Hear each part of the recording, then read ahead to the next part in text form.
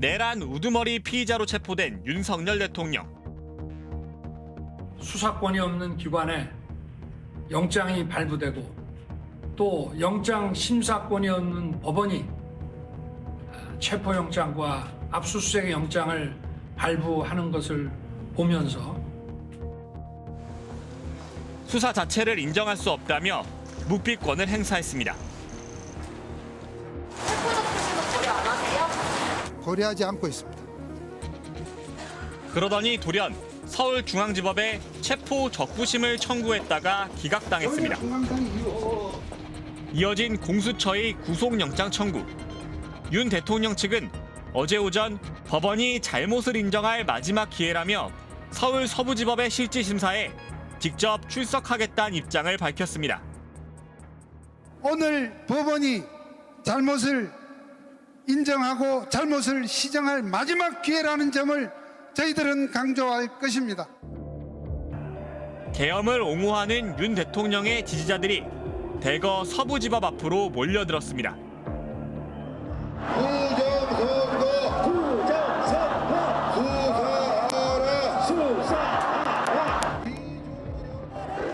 이들은 법원을 둘러싼 뒤 곳곳에서 경찰을 밀치고 취재진을 위협했습니다. 왜 우리 집회 치지 말라고? 오후 2시에 시작된 구속영장 실질심사는 약 5시간 만에 종료됐습니다. 서부지법 주변은 아수라장이 되기 시작했습니다. 법원 담을 넘어 들어간 17명이 경찰의 현행범으로 체포됐습니다. 빨리 이걸 죽든지 애가 죽든지 뜻을 보겠습니다. 그러나 오선의 여당 중진 의원은 오히려 감사드린다는 발언을 했습니다. 유치장에 있다. 그래서 또 관계자하고 얘기를 했고요. 아마 곧 혼방이 될 것이다. 혼방이 될 것이다. 이렇게 보고 있습니다. 그래서 다시 한번 애국 시민 여러분들께 감사드립니다. 실질심사를 마치고 돌아가는 공수처 관계자들이 탄 차량도 공격당했습니다.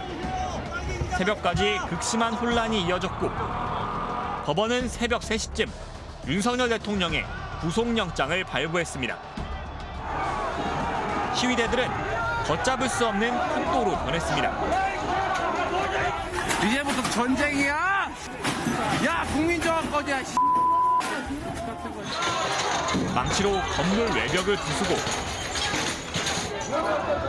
출입구 셔터를 들어올려 법원 건물 내부까지 진입했습니다.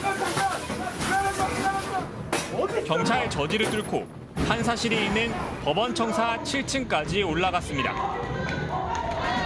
소화기를 난사하는가 하면 이를 집어던지기까지 했습니다. 곳곳에서 유리창이 깨지고 사무실은 난장판이 됐습니다. 일부 시위대들은 구속영장을 심사한 판사를 찾아다니는 듯한 모습을 보이기도 했습니다. 경찰은 기동대 등 경찰력 약 1,400여 명을 투입해 아침 6시쯤 시위대를 서부지법 밖으로 몰아냈습니다. 법원에 침입하고 경찰과 취재진을 공격한 혐의를 받는 시위대 86명이 연행됐습니다. 이번 사태는 법치주의에 대한 중대한 도전이라고 생각하고 있고 이런 사태 일으킨 사람에 대해서는 구속 수사 등 엄정하게 대처할 계획입니다. 내란 혐의를 받고 있는 대통령을 옹호하는 자들이 벌인 사법부 침탈과 법치주의 파괴. TV를 통해서 봤던 것보다도 10배, 20배의 참혹한 현장 상황을 확인할 수 있었습니다. 제가 30년간 판사 생활을 하면서도 이와 같은 상황은 예상할 수도 없었고 또 일어난 바도 없습니다.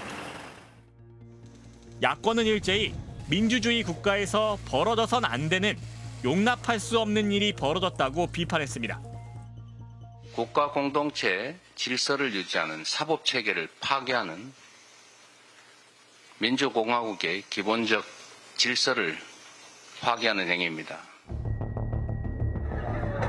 하지만 윤 대통령 변호인단은 경찰이 평화 시위를 하는 시민들을 자극했고 불행한 사태를 막을 책임은 공수처와 사법부에 있다는 주장을 펼쳤고 윤 대통령은 그 이후 심정은 충분히 이해하나 평화적인 방법으로 의사를 표현해달라는 입장을 내놨습니다. 여당 지도부에서도 책임을 일부 경찰에 돌리는 모습을 보였습니다. 좀 전에 폭력의 책임을 시위대에게 일방적으로 물을 수 없는 상황이었습니다. 경찰의 과잉 대응 폭력 행위에 대해 신속하고 충분한 진상을 규명하십시오. 사법부의 권위를 완전히 짓밟고 네. 완전히 그것을 다른 정치적인 선동으로 하게 되니까 그 내용을 변호인들도 하고 대통령실도 하고 뭐 여당에서도 하고 그것이 매우 돌림노래처럼 하루 종일 나오고 있습니다. 그러니까 거기에 선동된 사람들이 결국은 법원 자체를 물리적으로 저렇게 제압해버리고자 하는 어찌 보면은 상상할 수도 없는 일들을 벌이고 있는 것입니다. 예.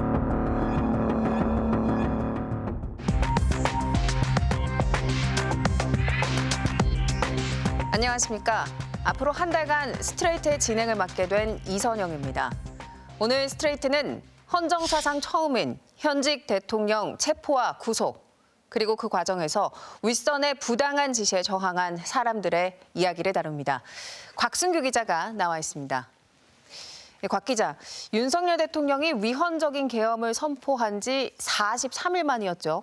네, 지난 수요일 윤석열 대통령이 내란 우두머리 혐의로 체포됐습니다. 수사기관의 출석 요청과 법원의 영장을 거부해왔지만 결국 법의 심판을 받게 됐습니다. 1월 15일 새벽 4시 반쯤 공수처 검사와 수사관을 태운 차량들이 서울 한남동 대통령 관저 앞에 등장했습니다. 형사기동대와 마약수사대 등에서 차출된 1000명이 넘는 경찰관도 속속 집결했습니다. 30분 뒤 체포영장과 수색영장을 집행할 팀이 관저 앞 철문으로 향했습니다. 윤곽근 변호사 등 윤석열 대통령의 변호인들이 그 앞을 가로막았습니다. 공수처는 수색영장을 제시했습니다. 영장엔 성명 윤석열, 직업 공무원, 죄명 내란 우두머리라고 적혀 있었습니다. 1차 수색영장에 있던 형소법 110조와 111조 적용을 예외로 한다는 문구는 없었습니다. 군사상 비밀을 요하는 장소의 경우 책임자 승낙 없이는 수색할 수 없다는 조항입니다. 1차 영장 집행 땐 이 예외 조항이 있어서 문제라고 했던 변호인단은 이번엔 이 예외 조항이 없다는 걸 문제 삼았습니다.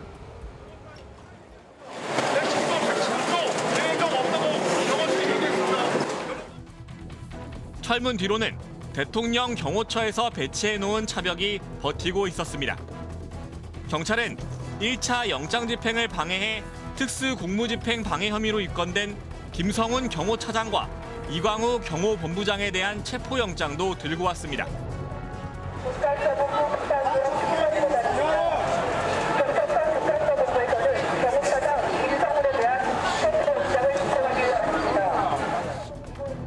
출입문을 개방하라는 경고방송이 시작됐습니다.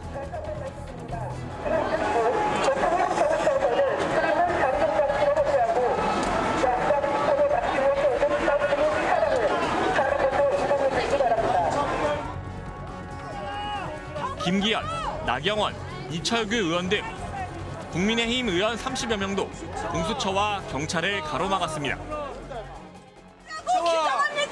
국수본이 불법적인 체포 영장 집행을 강행하면서 체포 영장이 불법이 아니라 계엄령이 불법이었습니다. 아침 약 7시 반쯤 2시간 가까운 공방 끝에 공조수사본부가 사다리를 세우고 경호처가 세워놓은 버스 차벽을 넘어섰습니다. 곧 정문이 열렸고 공수처와 경찰 관계자 수백 명이 일제히 관저를 향해 걸어 올라가기 시작했습니다. 관저로 이어지는 오르막길 중간에 역시 버스로 막아놨던 2차 저지선은 버스 옆 빈틈으로 돌아가면서 무력화됐습니다.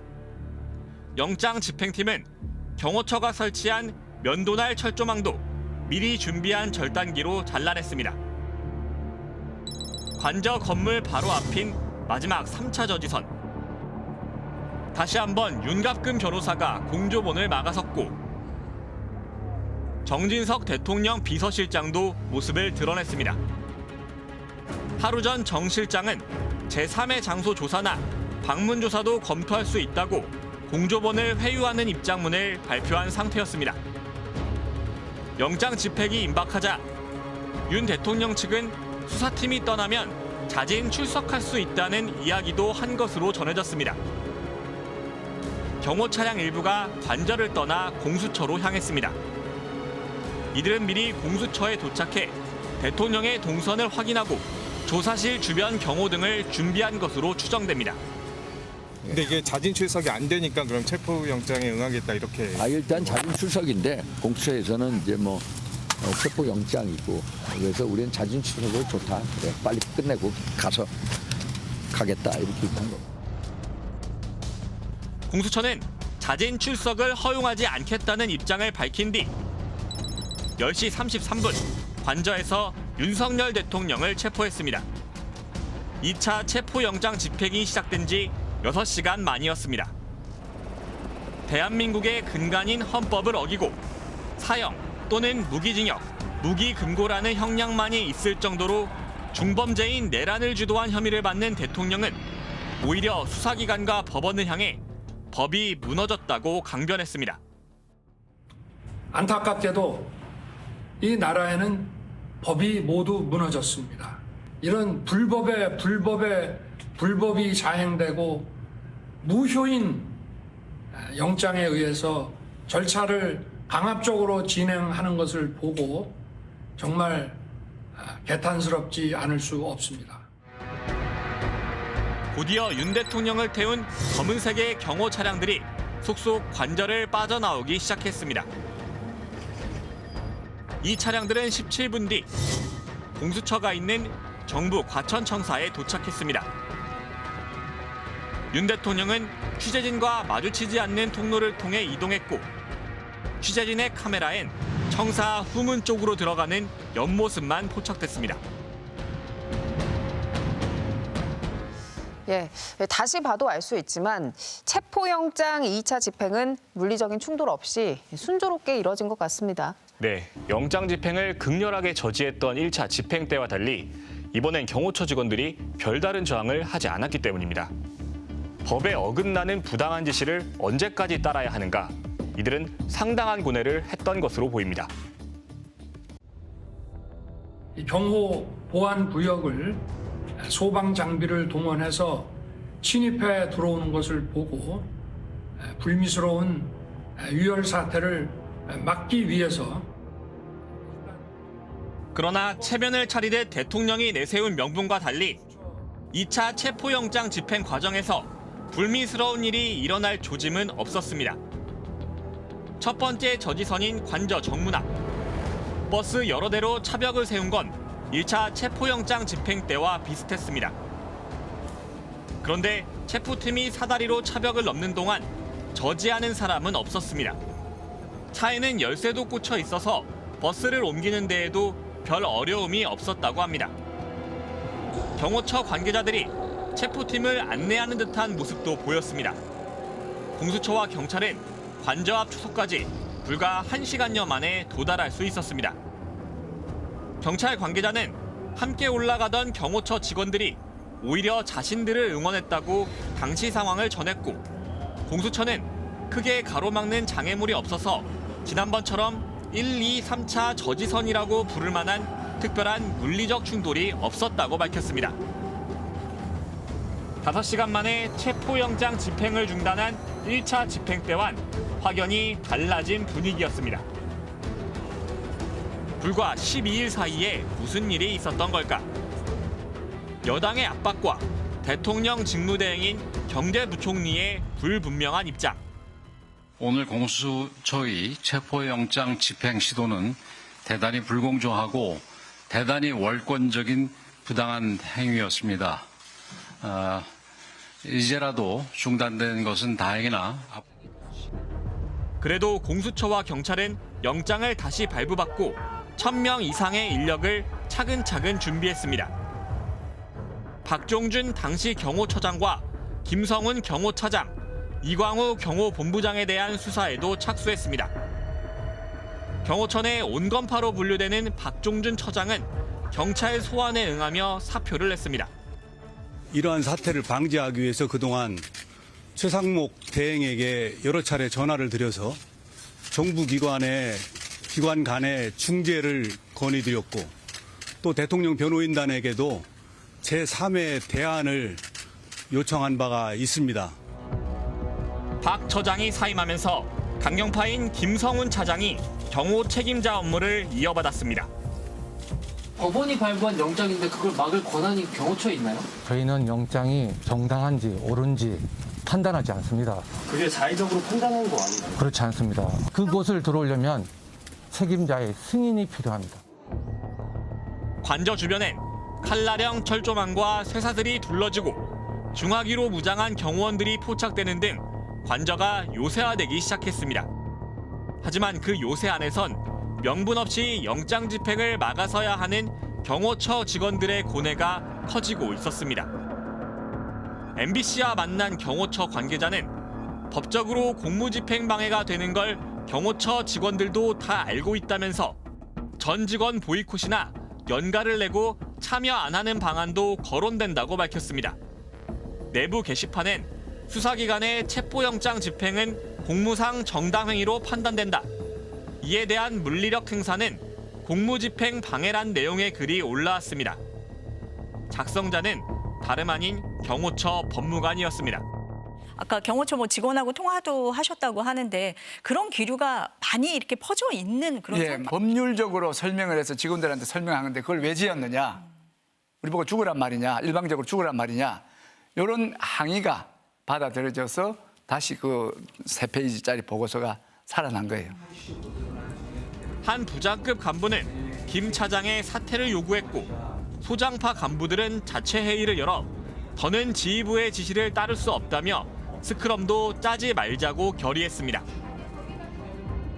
대통령과 측근들의 요구는 이런 분위기에 기름을 부었습니다. 윤 대통령이 직접 무기 사용을 지시했다는 폭로가 나왔습니다. 나를 체포하려고 접근하는 경찰들에게 총은 안 되더라도 칼이라도 휴대해서 무조건 막으라는 지시를 했다는 것입니다. 대통령실은 모두 허위 사실이며 날조라며 대통령은 적법한 직무 수행을 강조했을 뿐이라고 반박했습니다.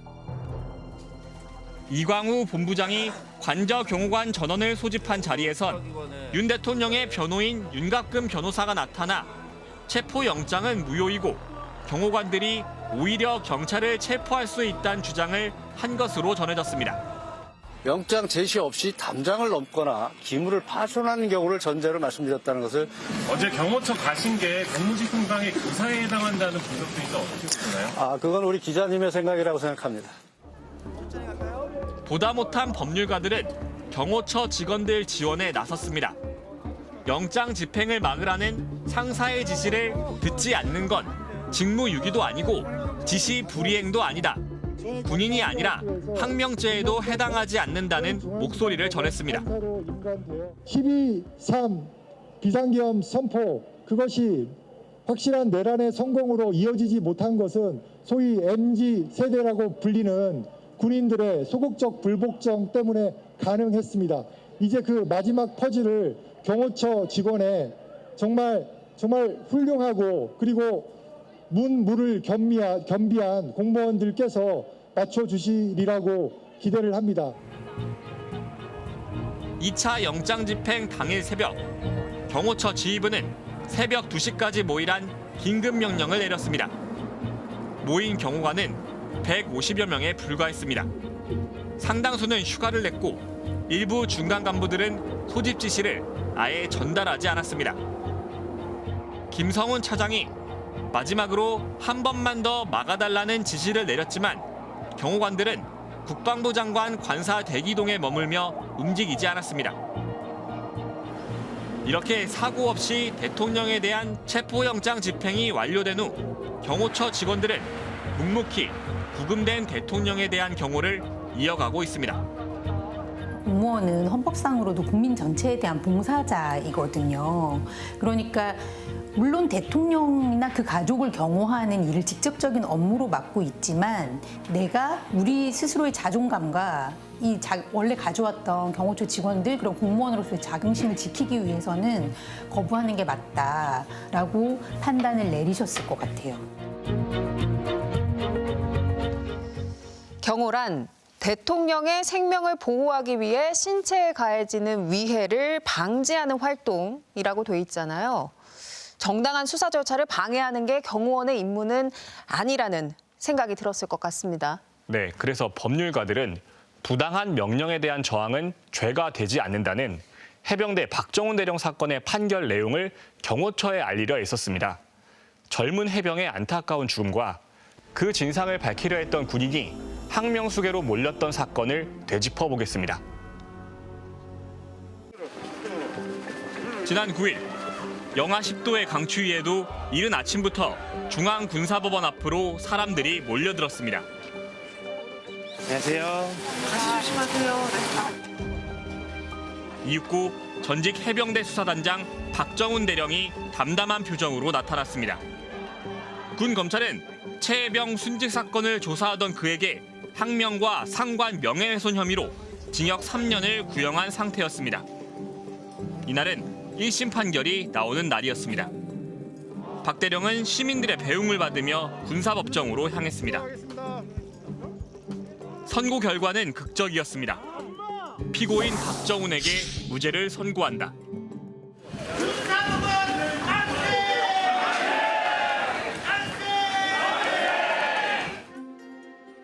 박 대령은 말없이 어머니를 끌어안았습니다.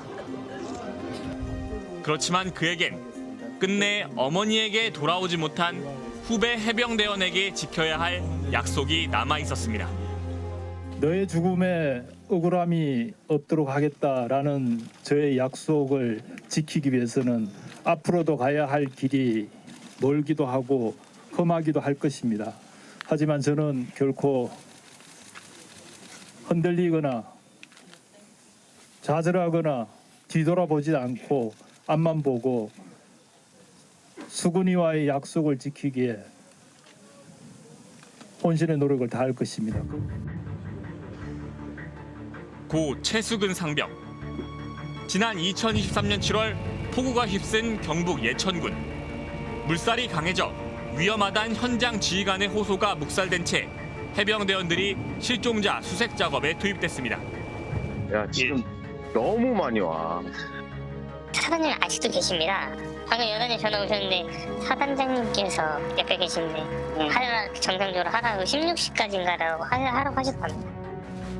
입대한 지 넉 달밖에 안 된 해병대원이 내성천 급류에 휩쓸렸습니다. 사고는 임성근 해병대 1사단장에게도 보고됐습니다. 그 친구가 수영할 줄 아냐? 예, 수영 잘 한다고 합니다. 덩치도 좋고 수영도 잘 한다고 합니다. 알았다. 예. 구명조끼조차 없이 물에 들어가야 했던 20살 청년은 이렇게 목숨을 잃었습니다. 어디냐? 어딨어요? 어딨어요? 아니 녀석이 물살이 세는데 어저께도 비도 많이 오는데 왜 구명조끼를 안 입혔냐고요. 해병대 수사단이 진상조사에 나섰습니다. 그리고 사고 발생 열 하루째인 7월 30일 당시 수사단장 박정훈 대령이 이종섭 국방부 장관에게 조사 결과를 보고했습니다. 임 사단장을 비롯한 8명에게 업무상 과실 책임을 묻는 내용이었습니다. 군인의 사망에 이르게 된 사건의 수사권은 민간 경찰에 있기 때문에 관할 경찰에 이첩하겠다는 내용도 포함돼 있었습니다. 이때까지만 해도 이 장관은 별다른 언급 없이 보고서를 결재했습니다. 보고를 마치고 나올 때 장관이 분명히 제 악수를 하면서 수고했다라고 격려를 했습니다. 그런데 바로 다음 날 이 장관이 갑자기 당일로 예정돼 있던 언론 브리핑과 국회 보고를 중단하고 이첩도 보류하라고 김계환 당시 해병대 사령관에게 지시했습니다. 다시 이걸 짚어봐야 되겠다라고 판단했던 겁니다. 그래서 다시 급하게 일단 보류시키고 그다음에 법무관리가 보고 검토를 좀 시켰습니다. 그렇지만 8월 2일 박정훈 대령은 예정대로 경찰에 사건을 이첩했습니다. 그러자 곧바로 군 검찰이 집단 항명수괴 혐의를 적용하며 화살을 박 대령으로 돌리기 시작했습니다. 이 장관이 김 사령관에게 사건 기록을 경찰에 넘기지 말고 보류할 것을 명령했는데도 박 단장의 주도로 해병대 수사단이 이를 따르지 않았다는 이유였습니다. 지시가 어떤 것이든 그것이 불법이건 부당한 것이건 그냥 다 따라야 된다. 여기에 대해서 토달지 마라. 생각하지 마라. 그냥 군인은 위에서 시키는 대로 그냥 따르는 것이 덕목이다라는 것을 아주 무시무시한 제목을 덧붙임으로써 강조하고자 했던 것이죠.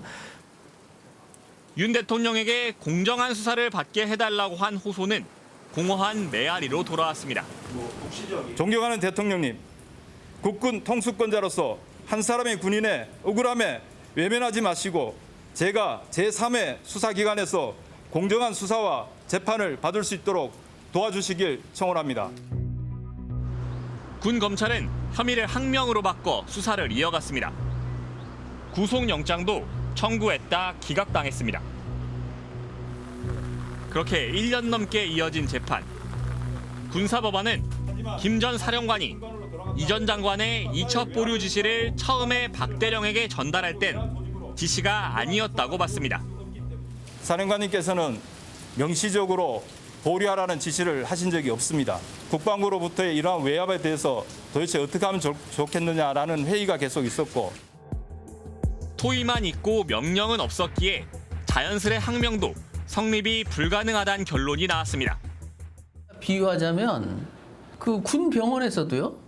담당 의사와 병원장 사이에 의견이 대립이 있을 수 있어요. 그걸 국사 작전의 개념으로 봐야 되나요?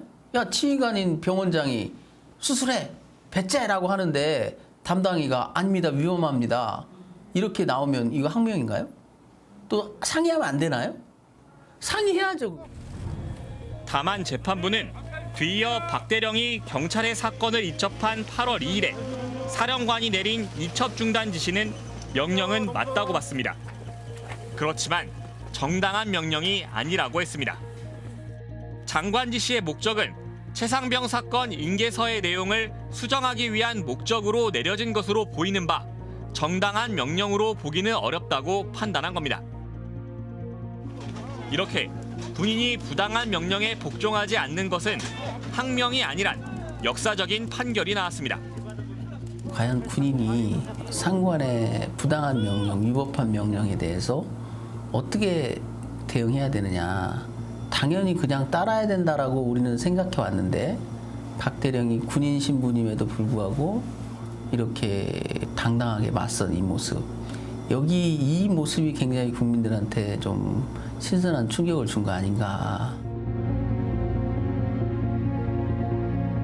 더구나 부당한 명령에 대한 박정훈 대령의 저항은 더 심각한 의혹을 드러내는 계기가 되기도 했습니다. 네, 이른바 항명이 없었다면 최상병 순직 사건 수사 외압 의혹의 정점에 대통령실이 있다는 문제가 묻힐 수도 있었습니다. 그래서 부당한 명령에 대한 저항이 가지는 의미는 보이는 것보다 훨씬 크다는 생각을 해보게 됩니다. 이른바 VIP 경로설. 윤석열 대통령이 해병대 수사단의 조사 결과 보고를 받고 이런 일로 사단장을 처벌하면 누가 사단장을 할 수 있냐며 화를 냈다는 의혹입니다. 군 관련해서 화를 이것보다 더 낸 적이 없다. 가장 경로했다면서 바로 국방부 장관 연락해야 되는 막 꽝꽝꽝꽝 했다고 하길래 정확히 물어 사령관 그 VIP가 얘기한 거 맞냐 고개를 끄덕끄덕 하시더라고. 이종섭 장관에게 대통령실 번호로 알려진 02-800-7070으로부터 전화가 걸려왔고 박 대령은 유재은 국방부 법무관리관으로부터 사건 이첩을 보류하라는 전화를 받았습니다. 죄명을 빼라, 혐의 사실을 빼라, 혐의자를 빼라 등 이런 얘기를 하길래 제가 분명히 얘기했습니다. 법무관리관님, 지금 하시는 말씀 저는 외압으로 느낀다. 유재은 법무관리관은 임기훈 당시 국방비서관으로부터 사건 횟수를 사전 조율해뒀다는 취지의 연락을 받기도 했습니다. 임기훈 비서관은 전화가 와서 경북한테 저한테 전화가 올 거다라는 말을 해줬습니다. 임성근 사단장 구명을 위한 수사 외압 의혹이 제기됐습니다. 대통령실에서 저한테 이 조사 결과에 대해서 어떠한 지침을 제가 받은 게 없습니다. 대통령실은 해병대 수사단이 혐의자를 많이 만들었다. 군부대 사망사고를 경찰이 수사하도록 개정된 군사법원법에도 맞지 않는다고 대통령이 야단을 친 것이라고 설명했습니다. 회의 시간에 수석 보좌관들에게 경론하는 사람처럼 보도가 되었는데 왜 보좌관으로서 수석 보좌관으로서 항의하지 않았습니까? 언론 보도에. 보통 너무 어이가 없을 땐 대답을 안 합니다. 결국 국방부 조사본부는 임 사단장 등을 빼고 대대장 2명에게만 업무상 과실치사 혐의를 적용한 조사 보고서를 경찰에 다시 이첩했고, 이후 경찰은 여단장과 대대장 등 6명의 지휘관만 검찰에 송치하고 임 사단장은 혐의 없음 처분했습니다. 윤 대통령은 수사 외압 의혹 규명을 위한 최혜병 특검법에 3차례나 거부권을 행사했습니다. 차상병 특검과 관련해서 무슨 청문회를 하지 않았습니까? 국회에서. 외압의 실체가 없는 것이 자연스럽게 드러난 게 아닌가. 그렇지만 군사법원은 장관이나 대통령실 안보실, 군 관계자 등에 대한 수사와 휴대전화 포렌식 등을 통한 면밀한 수사가 이뤄지지 않았다고 지적했습니다. 재판부가 의심하고 있는 대목은 이종섭 장관의 뜻인가, 그것이 아니라는 건 국민이 모두 다 알고 있습니다. 이종섭 장관에게 전화를 해서 지시를 했던 사람, 결국엔 윤석열 대통령이 이 외압의 주범이 아닌가라는 부분을 향후 특검 수사를 통해서 밝혀야 된다라는 것.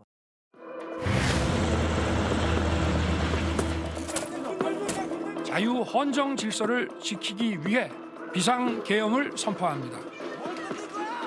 지난해 12월 3일 밤 계엄이 선포되자 김용현 당시 국방부 장관은 전군 지휘관 회의를 소집한 뒤 이제부터 전군은 장관이 지휘한다.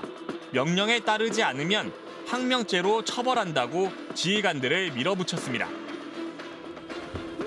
특전사, 수방사, 방첩사, 정보사 등 핵심 부대가 국회와 선관위 등으로 출동했습니다. 그렇지만 국회 장악에 투입된 최정예 특수부대원들의 움직임은 소극적이었습니다. 국회의원을 끌어내는 건 위법사항이고 그 임무를 수행한 인원들은 당연히 나중에 법적인 책임을 지는 문제가 생기기 때문에 저한테 부여된 명령이라서 항명이 될지는 알았지만 그 임무를 시키지 않았습니다.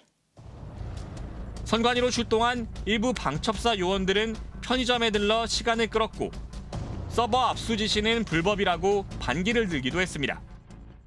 반대했죠? 네. 이유가 뭐죠? 적법한 절차에 따라서 이루어져야 된다는 것이 주요 이유였습니다. 포고령 위반 행위, 그러니까 위반을 한 행위도 아닌데, 그래서 포고령 발령 전 행위를 이유로 압수 등 수사를 해서는 안 된다. 적지 않은 계엄군이 항명죄 위협을 감수하고서 위법하고 부당한 명령에 소극적으로나마 저항했던 겁니다. 시공실 부대원들은 모두 피해자입니다.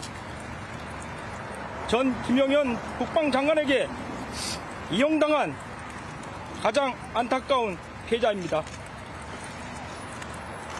부대원들은 죄가 없습니다. 죄가 있다면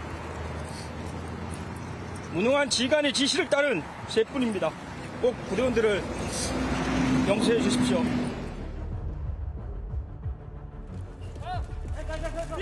군형법 44조 항명죄. 상관의 정당한 명령에 반항하거나 복종하지 아니한 사람은 처벌한다. 특히 계엄 상황에서의 항명은 1년 이상 7년 이하 징역형에 처해질 수 있습니다. 그럼에도 명령의 마지막에 멈춰선 사람들이 있었습니다. 저는 그때 박정훈이라는 이름 3글자가 그 사람들에게 주는 효과와 생각이 있었을 거라고 봅니다. 저렇게 당당하게 항명죄가 부당하다라고 이야기하고 재판받고 결국 그 판결을 사람들이 지켜보고 있구나. 그게 결국 우리 사회의 민주주의를 지키고 우리 사회의 친위 구테타를 막았던 데에 뭐 1%, 2%의 도움은 전 당연히 됐었을 거라고 봅니다. 그래서 12.3 내란 사태 이후 국회에선 군인복무기본법의 명령도 정당한 명령으로 바꿔 위법한 명령을 거부할 수 있는 근거를 더욱 명확하게 하자는 법안이 잇따라 발의되고 있습니다. 부당한 지시에 맞서려는 개인이 용기를 낼 수 있는 제도가 필요하다는 건 이번 내란 사태를 계기로 더욱 명확해졌습니다. 정당한 명령에 한해 따른다라고 한다면 무엇이 정당한지에 대해서 교육을 시켜야 되고, 그래서 이번 12.3 내란 사태, 계엄 사태 때 이 명령은 왜 불법적이었고 왜 부당했고 왜 너희들이 따르면 안 됐던 것에 대해서 교육을 시키는 근거가 바로 군형법 44조가 아니라 새롭게 만들어지는 조항이어야 됩니다.